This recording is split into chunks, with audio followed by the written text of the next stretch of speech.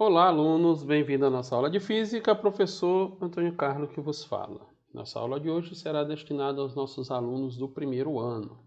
E o que nós vamos tratar hoje vai ser análise gráfica do movimento uniforme. Os tópicos para nossas aulas vai ser representação gráfica, posição pelo tempo do movimento uniforme a partir da função horária das posições. Representação da função horária das posições do movimento uniforme a partir do gráfico posição pelo tempo. Classificação do movimento uniforme a partir do gráfico posição pelo tempo. Gráfico da velocidade no movimento uniforme. Gráfico da velocidade e o deslocamento escalar. Nosso resumo e os agradecimentos da nossa aula. Começando. Representação gráfica posição pelo tempo do movimento uniforme a partir da função horária das posições. Bem, gente, como a função horária das posições do nosso movimento uniforme, que está bem aqui, né? S é igual a SO mais VT, é uma equação do primeiro grau em função de T, ou seja, eu tenho uma função que depende, está variando com o tempo. Sua representação gráfica é uma reta inclinada de inclinação não nula, né? Ela vai ter inclinação tanto para cima ou para baixo, tá? Então, essa nossa função, ela pode justamente ser representada no nosso plano cartesiano, né? Podemos pegar o deslocamento escalar de um móvel que está em movimento uniforme e colocar, né, plotar no nosso plano cartesiano. Para isso, nós precisamos apenas de uma função. Tem uma função aqui de movimento de uma dada partícula que está em movimento uniforme. Então, vai ser S igual a menos 200 mais 20t. E aí, para nós fazermos, melhor dizendo, o nosso gráfico, a gente precisa justamente fazer umas tabelinhas sobre alguns valores de tempo e, respectivamente, do espaço, né? Então, nós vamos ter, para um dado tempo, em segundos, eu vou colocar aqui 3 valores aleatórios. 0, 10 e 20, são os valores que eu coloquei aqui. Esses valores vão ter justamente resultados para a posição, ou seja, para cada instante de tempo eu vou ter uma respectiva posição do móvel. Se for 0, nós teremos o quê? Onde tiver t eu coloco 0, então fica 20 vezes 0 dá 0, menos 200, vai dar menos 200, não é isso? 20 vezes 10, 200, 200 menos 200 vai dar 0, 200, 20 vezes 20, 400, menos 200 vai dar 200. Então, nós temos os valores aqui. Esses valores da tabela aqui, eu tenho par ordenado que eu posso colocar no meu plano cartesiano, que fica dessa maneira. Posição pelo tempo. Quando o tempo for 0, minha posição é menos 200. Podem olhar do ladinho aí na nossa tabela. Quando o tempo for de 10 segundos, minha posição é 0. Quando o meu tempo for de 20 segundos, minha posição será de 200. Beleza? Vamos trabalhar um pouquinho mais. Essa aqui complica mais os alunos. A representação do gráfico a partir de uma função é bem simples. É só colocar os valores, atribuir valores para t, que nós achamos os valores para a posição. Agora, quando eu tenho um gráfico e quero representar esse gráfico numa função horária, é mais complicado. Mas lembrando que a nossa função é uma reta. Então, se é uma reta, para eu justamente classificar uma reta ou representar uma reta, eu preciso apenas de 2 pontos, desde que esses 2 pontos não estejam na mesma localização, né? Então, vamos ter 2 pontos. Esses 2 pontos me dá todos os aparatos necessários para eu construir uma equação de uma reta, que nossa função horária é uma equação de uma reta, né? Então, tem-se um gráfico aqui. Esse gráfico, qualquer aqui para a gente, nós temos os valores da posição em função do tempo, e nossa reta aqui da função do movimento uniforme, né? O que eu vou fazer para representar a minha função horária do movimento? Eu preciso de 2 pontos. Então, vamos pegar 2 pontos desse gráfico. Eu vou escolher aqui esse ponto, bem aqui. Esse ponto tem o meu par ordenado de 0 e 5, ou seja, Quando o tempo for 0, minha posição é 5. E para o segundo ponto, bem aqui, né? Que eu coloquei aqui daqui de cima. Não necessariamente seria ele, né? Pode ser outro, não tem problema nenhum. Vai dar o mesmo resultado. Eu tenho minha posição aqui, né? Nesse ponto, nós vamos ter o tempo de 15 segundos para uma posição de 20 metros. Beleza, vamos continuar? Vamos pegar esses valores aqui e colocar na minha função do movimento uniforme. Colocar justamente as ordenadas desses pontos.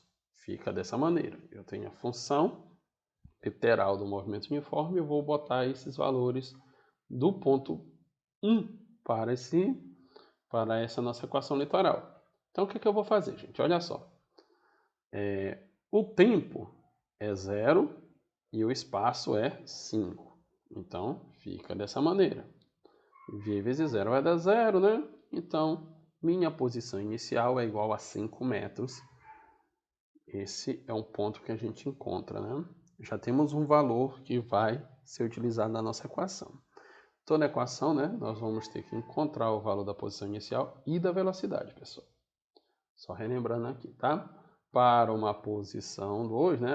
Melhor dizendo, para um ponto 2, eu terei um tempo de 15 segundos e uma posição de 20 metros. Ou seja, esse 20 eu boto no lugar de S e o 15 eu boto no lugar de T. Só lembrando que o SO a gente já tem, né? Que vale 5. Então, vamos colocar na equação e fica dessa maneira. O 5 eu passo para o segundo membro com o sinal trocado e o V eu multiplico pelo 15, fica dessa maneira. 20 menos 5 é igual a 15V. 20 menos 15 dá 15. O 15 que está com V passa dividindo. 15 dividido por 15 dá 1, então vai dar um valor de 1 metro por segundo a minha velocidade. Bem, eu já tenho o valor da posição inicial e tenho o valor da velocidade. É só jogar na nossa equação. Logo, gente, nessa nossa equação bem aqui de cima, né, fica representado desta maneira.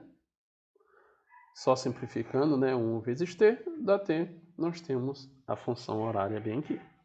Você pode perceber que tem um cálculo um pouquinho rebuscado, né? Bem mais cheio de aparatos matemáticos. Aqui a gente vai trabalhar justamente aquela nossa sistema de equação que a gente vê, eu acho que no 8º ano ou 9º ano, tá? Relembrando para vocês a aula de matemática. Mas eu estou aqui para facilitar a vida de vocês, então eu vou mostrar uma outra forma de fazer isso aí, uma dica prática para resolver. Bem, a gente pode achar os valores da posição inicial e da velocidade apenas com duas regras básicas. Então, a gente tem aquela mesmo gráfico anteriormente que eu fiz um monte de cálculo, né? Então, eu vou utilizar duas regras básicas para isso. A primeira regra é que o ponto onde o gráfico toca o eixo vertical nos dá a posição inicial. Então, ele não está tocando bem aqui. Então, esse valor é a posição inicial. Minha posição inicial é igual a 5 metros. Simplesmente isso aqui. Não é preciso fazer mais cálculo nenhum. Já achei a primeira, tá? Segunda regra básica vai nos dar o quê? Que a velocidade é numericamente igual à tangente do ângulo formado entre o gráfico e uma linha paralela ao eixo dos tempos. O que quer dizer isso? Deixa eu traduzir para vocês. Essa é a minha linha paralela que eu vou passar paralela ao eixo do tempo, né? Eu vou botar justamente onde toca o gráfico. Tocou bem aqui. Podia ser aqui? Podia. Podia ser aqui? Podia. Ou podia ser aqui? Também podia, não tem problema. Eu coloquei bem ali que vai facilitar a nossa vida, tá? Então, pode ver que já está quase fechando um triângulo, né? Vou fechar o triângulo. Fica facilitando para a gente. E a gente pode ver que eu tenho um triângulo retângulo aqui, onde, na minha base aqui, na horizontal, vai aparecer um ângulo que eu vou chamar de ângulo alfa. Ok? Onde essa parte daqui de baixo, o cateto adjacente, não sei se vocês já estudaram isso em matemática, vai me dar a variação do tempo. Então, vai ser justamente um ΔT. Pode ver que o ΔT vai ser o quê? 15 menos 5, né? Vai dar 10. E aqui, que é o cateto oposto, o cateto que está de frente para o ângulo em questão, vai me dar uma variação de espaço, que vai ser 20 menos 10, que vai dar 10 também, tá? Só continuando aqui. Então, como minha regra básica diz, a velocidade é numericamente igual à tangente. Então, nós vamos ter justamente isso. A velocidade que eu estou calculando é igual à tangente do ângulo, e a tangente é o cateto oposto dividido pelo cateto adjacente. Onde ΔS vale 10 e ΔT também vale 10. Então, a gente escreve desta maneira. 10 dividido por 10 é 1 metro por segundo. Então, pode ver que teve muito menos cálculo relacionado a esse gráfico, partindo dessas duas regras práticas, tá? E aí, a gente pode perceber que nós temos o resultado da nossa equação indo agora, não é isso? A gente bota a posição aqui e a velocidade aqui. Simplificando, nós encontramos o valor em questão. Pode ver que na dica prática aqui, usando as duas regras, foi muito mais rápido. Bem, continuando nossa aula, vamos utilizar um outro exemplo, só para desmitificar uma questãozinha só aqui em relação ao tipo de triângulo que será formado, tá? E aí eu tenho justamente uma equação, né? Aliás, melhor dizendo, um gráfico de um movimento uniforme, onde eu tenho dois pontos. Um ponto aqui embaixo e um ponto aqui em cima, né? Mas eu não vou utilizar esses pontos para achar o gráfico. O que eu preciso fazer? Pela regra prática, eu preciso saber justamente onde toca o eixo vertical. Onde está tocando o eixo vertical vai ser minha posição inicial. Então, minha posição inicial, nesse caso, é de 50 metros. E aí, outra coisa que eu tenho que saber é justamente o triângulo que vai aparecer sobre a tangente da velocidade. Então, uma reta paralela ao eixo dos tempos, paralela aqui, fecha o triângulo e bem aqui vai aparecer o nosso ângulo alfa, onde nós vamos ter paralela que vai ser o meu tempo e no cateto oposto é a minha variação do espaço. O meu tempo, minha variação de tempo vai ser de 0 a 10, né? Então vai ser 10.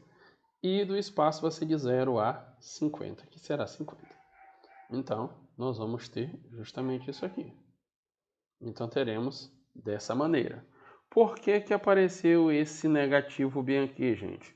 Porque o triângulo está de cabeça para baixo. Se o triângulo está de cabeça para baixo, vai aparecer esse sinal negativo.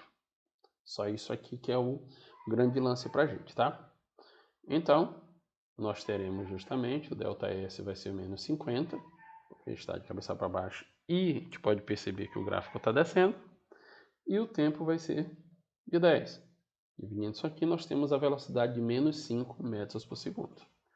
E aí é só colocar na nossa função e vai dar a posição inicial, que é 50, e a velocidade menos 5. Colocando no gráfico, ou melhor dizendo, colocando na equação, fica S é igual a 50 menos 5t. Beleza?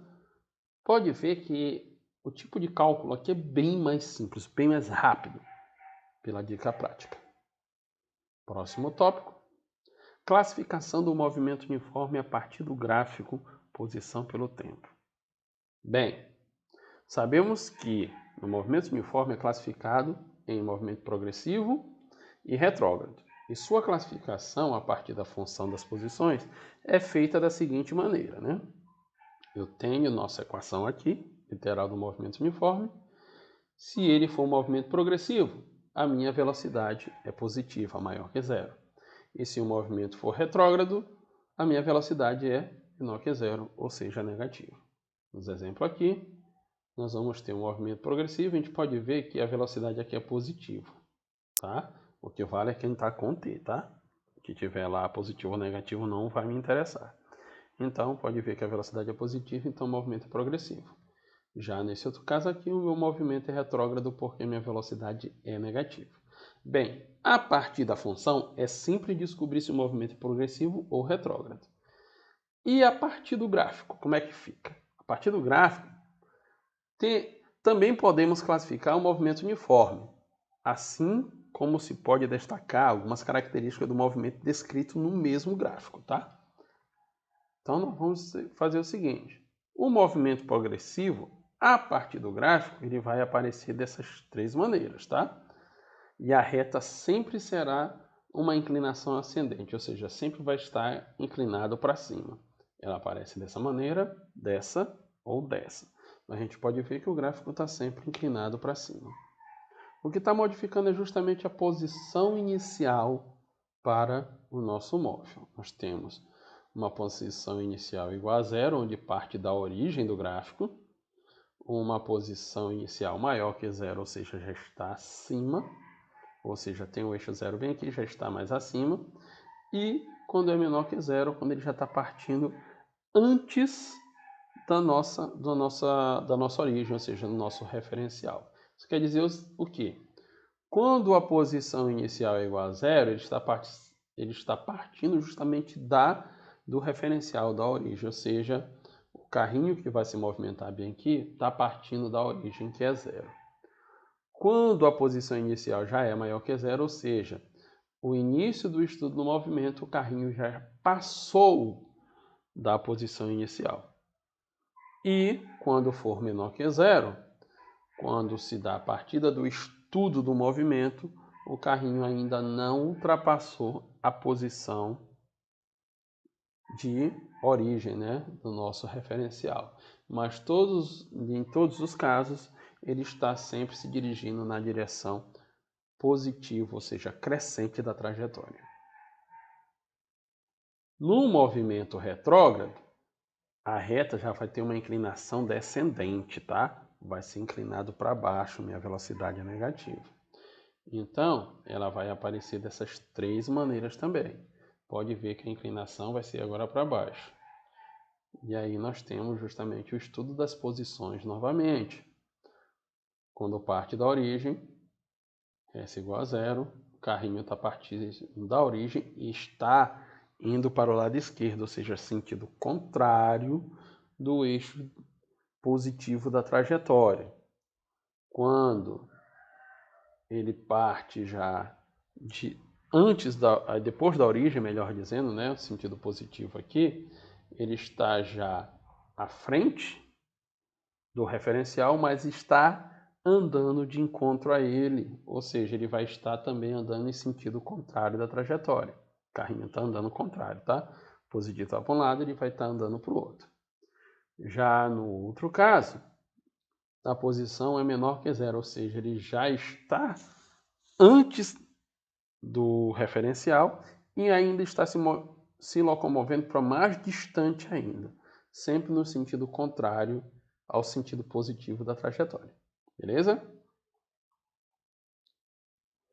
Gráfico da velocidade no movimento uniforme. Bem, como a velocidade do nosso movimento uniforme é constante, seu gráfico vai ser uma reta paralela ao eixo dos tempos, e ela vai ser caracterizada de duas maneiras. Se essa reta paralela estiver acima do eixo do tempo, a velocidade é positiva, então nós estamos num movimento progressivo. Se essa reta paralela está abaixo do eixo do tempo, então a velocidade é negativa, ele estará em movimento retrógrado, tá? Isso representa o quê? Se a velocidade é positiva, ele está se dirigindo justamente no sentido positivo da trajetória. E se a velocidade for negativa, ele está se movimentando no sentido contrário ao sentido crescente da trajetória. E isso aí será um movimento retrógrado. Beleza? Gráfico da velocidade e do deslocamento escalar. Não é escolar não, gente, é escalar. Tá? Em todo o gráfico, velocidade pelo tempo no movimento uniforme, a área compreendida entre o gráfico da velocidade e o eixo do tempo para um dado intervalo de tempo é numericamente igual ao espaço, ou seja, a posição percorrida por um móvel em MU. Quer dizer o quê? Temos a função da velocidade aqui, tem uma velocidade constante, ou seja, uma reta, e para o intervalo de T1 e T2 nós vamos ter uma área furada bem aqui embaixo. Essa área representa justamente o quê? A variação da posição do móvel nesse dado intervalo de tempo. Então a gente pode dizer muito bem que essa variação de posição, variação de espaço, é igual à área, e a área aqui vai ser um retângulo, não é isso? Então será a base vezes a altura. Essa área pode modificar muito, pode ser um retângulo, pode ser um quadrado, pode ser um triângulo, um trapézio, e assim vai, tá? Vai modificar de acordo com o tipo de movimento com que o móvel está se locomovendo dentro de uma trajetória, certo? Então, para esse caso aqui, minha variação de espaço vai ser justamente base vezes altura. A base vai ser tempo final menos o tempo inicial vezes a altura, que é o valor da velocidade, certo? Isso me representa justamente um carro com velocidade constante se deslocando de um ponto A até um ponto B, ou seja, tendo uma variação de espaço no decorrer do tempo.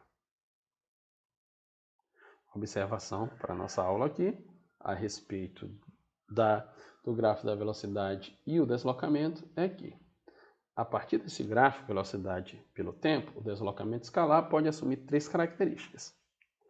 Podemos notar tais características a partir do gráfico aqui. Bem, nós temos três casos de espaço percorrido aqui. Um está no sentido aqui, acima, né, a velocidade, positivo. Outro já está andando certinho no eixo do tempo. E o de baixo está no eixo abaixo, né, do eixo do tempo. Então vamos ver essas três características. Para a variação de espaço 1, vai ser positivo, porque está acima, né? Está acima do eixo aqui, a gente olhou agora há pouco tempo. Então quer dizer que o móvel está em movimento progressivo. Já no 2 aqui, ele está certinho do tempo, ou seja, não tem velocidade, velocidade é nula. Se a velocidade é nula, não está se deslocando em nada, então o móvel vai estar parado. E para a variação de espaço 3, ele está abaixo da linha do tempo, né, do eixo do tempo, então a variação de espaço será negativa, então ele vai estar voltando, ou seja, vai estar em movimento retrógrado. E o cálculo do deslocamento escalar aqui vai ser só a soma algébrica de cada uma delas, levando em consideração cada sinal, tá? Positivo, o outro que é zero e o outro vai ser negativo, certo? Bem aqui. E aí, um resumo aqui para terminar nossa aula, teremos aqui o gráfico espaço pelo tempo, nosso movimento uniforme é uma equação do primeiro grau, logo possui todas as características dessa função do primeiro grau. O local onde o gráfico posição pelo tempo do movimento uniforme toca o eixo vertical representa a posição inicial do móvel. A velocidade do móvel em movimento uniforme é o valor da tangente do ângulo formado pelo gráfico das posições e uma linha imaginária paralela ao eixo dos tempos. Olhamos isso aí detalhadamente. O gráfico da velocidade pelo tempo, né, do movimento uniforme, é uma reta paralela ao eixo dos tempos. Pode estar em cima ou pode estar embaixo. A área entre o gráfico velocidade pelo tempo e o eixo dos tempos representa numericamente o deslocamento escalar do móvel para um dado intervalo de tempo. Beleza? Vamos terminar nossa aula. Agradeço a compreensão de todos, a paciência. Nosso pensamento de hoje é: nenhuma grande descoberta jamais foi feita sem um palpite ousado. Nosso pensador de hoje é o Isaac Newton, o cara da maçã. Obrigado, gente. Tchau.